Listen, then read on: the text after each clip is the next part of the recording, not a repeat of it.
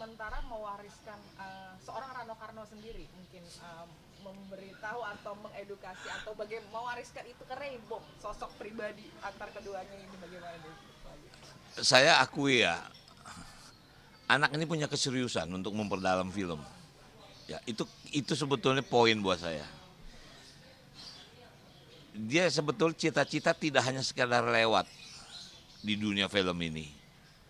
Dia ingin menjadi, mungkin dia ingin menjadi saya. Saya selalu memberikan nasihat kepada dia, kalau kamu ingin menjadi saya, kamu pelajari tentang sejarah film.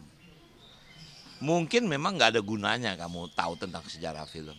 Tapi kalau kamu tahu, kamu semakin mencintai film. Kenapa film Indonesia harus ada? Film Indonesia lahirnya tahun 50-an. Itu masih zaman peperangan. Melalui film lah kita memekikan kemerdekaan ke dunia internasional. Dulu ada film Pejuang namanya, yang main kalau saya tidak salah Bambang Hermanto. Festival film Rusia, dia menang festival film sebagai the best actor. Itu saya minta maaf kalau saya salah, itu sutradaranya Usmar Ismail. Itu salah satu film yang dipaksakan dibuat untuk mengikuti festival film internasional. Untuk apa? Indonesia diakui sebagai bangsa. Jadi film itu nggak bisa lepas dari bangsa ini. Nah, jadi artinya itu yang saya berikan bobot kepada Rebong. Dan ini anak belajar. Dia bikin film pendek, dia udah kelihatan. Nah, tapi memang tentang bobot tentang ya maaf Indonesia. Saya bilang nggak lepas daripada dulu papa senang membaca. Ya kalau sekarang barangkali kalau mungkin papa lahir sekarang, papa lebih hebat daripada dulu. Dulu nggak ada YouTube, dulu nggak ada Google. Dulu papa membaca harus ke balai pustaka. Jadi sekian banyak buku-buku yang papa baca waktu itu. Dari situlah bapak. Ya, saya minta maaf, saya tidak jadi mengatakan sebagai orang firasat. Film. Kalau kamu nggak punya imajinasi, kamu nggak punya mimpi. Tapi melihat situasi kondisi maknya. Itulah bobot yang bisa saya sampaikan. Nah, terutama kembali lagi kepada pilihan dia. Apakah dia sabar? Kemudian terakhir saya hari raya tahun sekarang lalu, ini medianya jauh lebih gampang daripada zaman keadaannya sudah semakin menurun. Sekarang ya badan tinggal buka Mbah Google semua kita bisa. Dulu nggak bisa, saya mesti ke balai pustaka, mesti ke taman bacaan, mencari semua referensi. Itu salah satu bedanya. Nah, kembali lagi ke pilihan dia nanti, dia mau kemana. Tapi saya lihat dia punya keseriusan di dunia film ini. Di series ini ada yang berbeda nggak sih Pak? Ada yang dibedakan nggak sih menurut Pak? Sebetulnya nggak dibedakan, series ini kan jalan. Ya, dia menyelesaikan problematik Dul, Sarah, Jenab. Kemudian dia menjadi awal introducing tentang Sidul pulang setelah sekian tahun di Belanda, dia pulang ke Indonesia. Dia menetap dan dia mengenal tentang kebudayaan di sini yang sangat jauh. Ya, dia orang Indonesia tapi dia lahir dia produk Belanda kan. Dia begitu pulang kok ngelihat begini, maaf, kembali lagi dia bertanya tentang apakah saya harus cium tangan. Kok saya lihat tiap papa pergi, papa pasti mencium tangan nenek. Apakah saya harus mencium tangan papa? Itu kan pertanyaan yang menarik. Bapak bilang nggak wajib kamu cium, tapi kalau kamu cium tangan itu tanda hormat kamu kepada orang tua. Itu membuat dia berpikir gitu loh. Saya minta maaf bukan menggurui. Tradisi ini udah hilang di Indonesia. Udah aneh kalau ngeliat kita cium tangan kan. Cium tangan itu kan respect gitu. Kita hargai orang yang lebih tua. Saya cuma mengisi bobot-bobot itu, biarkan dia berpikir sendiri gitu kan. Kenapa harus seperti ini? Ya itulah orang timur, kita nggak akan pernah jadi orang barat gitu. Walaupun kamu lahir di barat, tetap kamu akan kembali ke timur. Artinya seperti itulah. Aku masukin peribahasa, ya aku masukin pantun-pantun.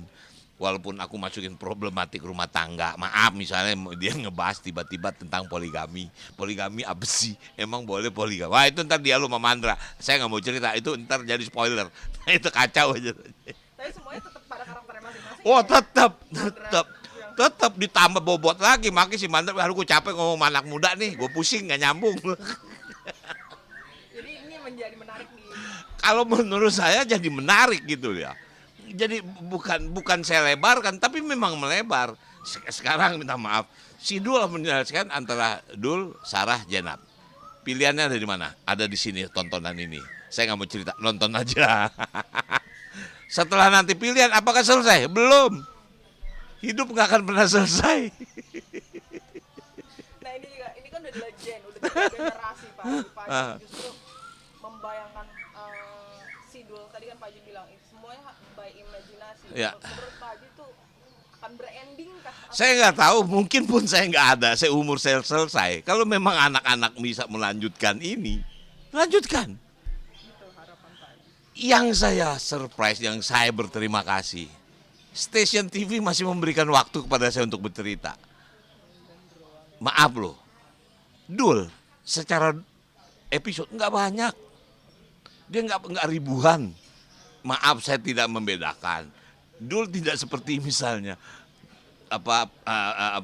pengkolan, dia tidak bubur naik haji. Itu kan ribuan, apa 3.000? Dul enggak. Dul cuma barangkali nggak lebih dari ratusan. Saya nggak sanggup kalau untuk bikin, nggak sanggup saya. Saya minta maaf. Saya diminta untuk stripping, aduh saya nggak sanggup, saya nggak bisa. Kamu bisa bayangin, Dul 1 ke Dul 2 itu saya butuh waktu 1 tahun. Dul 2 ke Dul 3 itu saya butuh waktu 1. Saya harus menulis. Ya mungkin kalau yang lain kan yang nulis kan tim. Pak Haji original. Kalau saya enggak, makanya orang bilang yang tahu cerita Sidul tuh cuma Rano sama Tuhan aja katanya. Endingnya masih kadang tahu. Makanya kadang-kadang maaf, kesel. Mungkin nanti insya Allah kalau Mbak mau dipulang dari Amsterdam, wawancara dia. Dia marah, dia kesel. Kok begini sih jalan ceritanya? Udah habisin aja Bang. Ya habisin bagaimana cara habis. Begitu juga Lia. Aduh kok jadi complicated gini Bang. Hidup memang complicated gini. Apa kita bisa tahu apa yang besok terjadi? Saya nggak buat-buat. Semuanya kalau saya berpikir kenapa jadi begini. Saya jadi sebagai penulis pusing. Kok jadi begini ya, kok jadi begini ya. Nah jadi kalau kamu bilang tentang firasat tentangnya, itu nggak ada. Tapi saya sudah siapkan gitu loh. Itu ada dialog antara Atun sama Dul. Kayaknya kita akan menjadi orang Betawi terakhir di rumah ini Bang. Misalnya seperti itu. Setelah itu nggak ada lagi. Misalnya seperti itu ya. Kita nggak tahu deh Tun, apa nih rumah begini tinggal kita doang. Padahal juga nggak enak-enak amat tinggal begini. Kan misalnya seperti itu. Nah jadi artinya tanpa desain sebetulnya dulu ngalir aja. Saya cuma membuat poin-poin aja gitu kok. Bisa begini ya.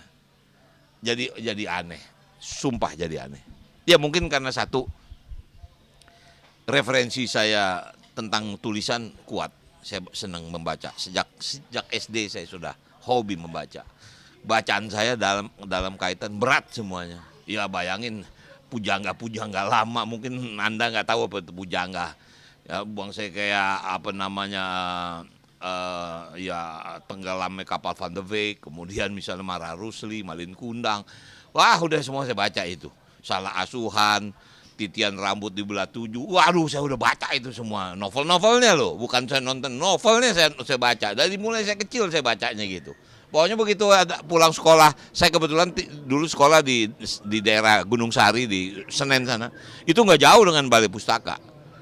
Jadi bayangkan dari mulai saya pulang sekolah sampai balai pustaka tutup jam 5, saya baca buku. Karena saya nggak bisa nyewa, nggak punya duit buat nyewa buku, misalnya seperti itulah. Ya mahal. Oke, Pak Haji mungkin boleh promo Pak Haji Sidul The Series. Yuk. Oke, untuk pemirsa RCTI yang saya cintai, akhirnya Sidul kembali di RCTI. Insya Allah tanggal 27 Desember ini jam 6 sore di RCTI. Jadi jangan sampai nggak lihat. Kalau nggak lihat, jalan ceritanya. Jangan nyalain kita ya. Dan ini adalah karya terakhir dari Ibu Aminah Cendrakasih yang kita cintai. Sekali lagi, atas nama keluarga besar Sidul, saya ucapkan terima kasih kepada RCTI yang telah mengizinkan kami kembali, dan juga kepada pemirsa RCTI. Mari kita sambut tahun baru dengan bahagia. Sampai ketemu di RCTI tanggal 27 Desember ini. Pak Haji gimana kemarin? 10 Iya, insya Allah. Ya artinya gini, usia ini nggak bisa dipungkiri. Saya udah pasang ring 4 jantung. Artinya saya harus check up. Sebetulnya sih dokter saya di Jakarta, tapi kebetulan kemarin cucu juga libur, ya sekalian libur, mampir juga check up lah. Alhamdulillah hasilnya baik. Cuman ya itu lagi, tinggal pola hidup aja yang mesti dikontrol. Artinya ya saya jujur nih, udah hampir 5 atau 6 kilo saya turun. Karena saya karbo, saya malam udah nggak makan lah. Salah satu ya usaha untuk itu, olahraga harus rutin, kemudian makan mesti dijaga, ya itulah. Itu kan tanda-tanda orang sudah akhir. Jadi kemarin tuh libur cuma 5 hari, ya saya pulang tanggal 22 kemarin, 23 kemarin, karena saya nggak bisa ngejar pesawat untuk pulang ikut makamnya. Penuh semua, kita tahu lagi libur panjang ini nggak gampang kita nyari tiket. Jadi kemarin ya insya Allah saya liburan sekalian ya saya check up lah gitu aja. Kalau check up biasanya kalau di Singapura itu kemana gitu Pak Haji, dan apa aja sih biasanya? Ya saya kebetulan kan saya juga ada dokter di sana. Saya ya apa saya mesti sebut rumah sakitnya ya, tapi nggak usah lah ya. Artinya saya pernah kontrol juga sana. Saya misalnya pernah Bell's palsy dulu, saya pernah miring ini karena kena saraf segala macam. Ya artinya kontrol aja, kemudian ring segala macam. Jadi ya ada ada kegiatan juga. Kebetulan temannya ibu kan juga dia sakit di sana, dia CA, kemudian dia operasi di sana, dia kemo. Ya kita sekalian berkunjung. Teman baiknya dia. Ada beberapa kegiatan memang. Ya itu sebetulnya kemarin saya ke Singapura 5 hari lah saya berangkat ke sana. Gitu. Akan check up lagi nggak? Enggak, alhamdulillah enggak. Tapi kalau kontrol dokter di sini ya 3 bulan sekali udah pasti. Karena ya saya nih ya, mungkin kalau orang udah jantung nih obat seumur hidup harus minum, nggak boleh terlambat, itu aja. Itu harus rutin. Itu ya resikonya kalau orang sudah ya tidak lengkap lah. Saya ini boleh dibilang yang paling berat saya ini skoliosis, tulang bengkok, tulang belakang saya bengkok. Ini yang paling berat sebetulnya. Jadi kalau tiap bangun pagi, aduh udah deh. Ya udah kayak kakek-kakek barangkali. Tapi kalau kita udah bawa bergerak olahraga, alhamdulillah enak. Tapi range-nya begitu, tiap pagi pasti sakit. Kemudian saya sudah nggak punya empedu lagi, saya udah dibuang empedunya. Jadi udah lengkap lah, udah lengkap. Ya memang kan Allah bilang, barang siapa dipanjangkan usianya nikmatnya dikurangi. Itu aja sebetulnya. Berarti setiap hari tuh treatment jaga Oh iya. badannya gimana Pak Haji? Minimal seminggu 3 kali saya jalan sama ibu sama Mbak Dewi, saya jalan muter komplek ini, nggak jauh lah, paling setengah jam, itu rutin setiap ya seminggu sekali berenang, walaupun sebetulnya disarankan dokter lebih banyak kepada berenang, cuman berenang kita kalau sendiri kan males juga, punya cucu udah nggak pada hobi berenang lagi, jadi ya yang rutin adalah jalan pagi aja. Gitu. Kalau kayak pola makan, Pola makan iya pasti saya malam menjelang ya maghrib mungkin udah nggak makan ya, udah minimal karbo, nggak makan nasi lah ya. Kalau mungkin ya apa buah ya, kalau ya tepung terigu segala macam udah dihindari lah. Makan itu cuman siang aja, tapi makan juga nggak, nasi nggak lebih dari tiga sendok lah. Yang lain sayuran boleh, ikan boleh, ayam boleh, tapi nasi kurangin. Karena karbohidratnya paling, kita perlu karbo tapi jangan juga berlebih gitu.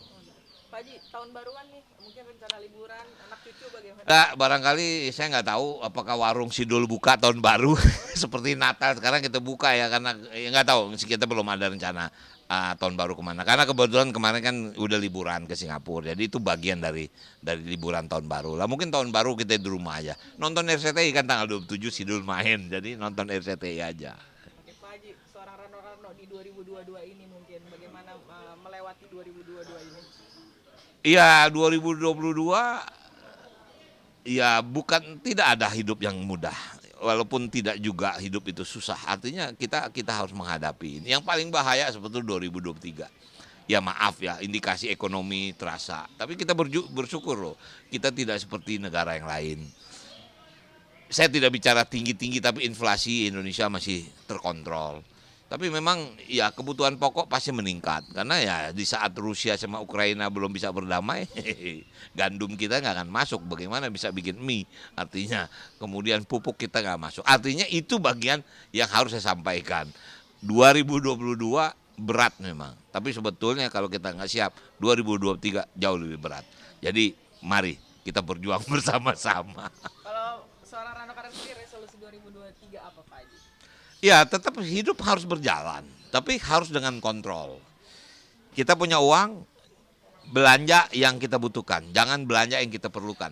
Ya karena kalau perlu pasti kita akan perlu terus. Kalau butuh belum tentu kita perlu. Jadi artinya bagaimana lah kita bisa menyimpan uang lah. Jangan royal, jangan apa namanya, jangan buang-buang uang percuma lah, karena itu sangat sulit untuk kita capai. Jadi artinya ya, kalaupun saya memberikan nasihat, saving lah untuk tahun 2023 ini, karena indikasinya sudah mulai terasa ya, ekonomi mulai melambat. Tapi insya Allah mungkin di atas 2025 baru akan grow up lagi kita, gitu. Oke? Boleh greeting selamat tahun baru. Apalagi greeting sih? Selamat tahun baru, saya Rano Karno. Selamat tahun baru. Oke, yuk Pak Haji. Oke, saya Rano Karno mengucapkan selamat tahun baru tahun 2023. Mudah-mudahan tahun 2023 ini memperkuat kita menghadapi segala kesulitan. Jadi sekali lagi, selamat berjuang. Dah. Durasinya Pak Haji. Normal 1 jam, kan sinetron. Musik waduh, gua musik Eropa nih, goblok gimana kamu? Udah tak gua bikin musik di Eropa deh, yo kirim aja gua ya. Makasih banyak ya. Makasih Pak Haji. Kirim salam sama laki lo. Ya. Salam sama bini lo ya. Kopi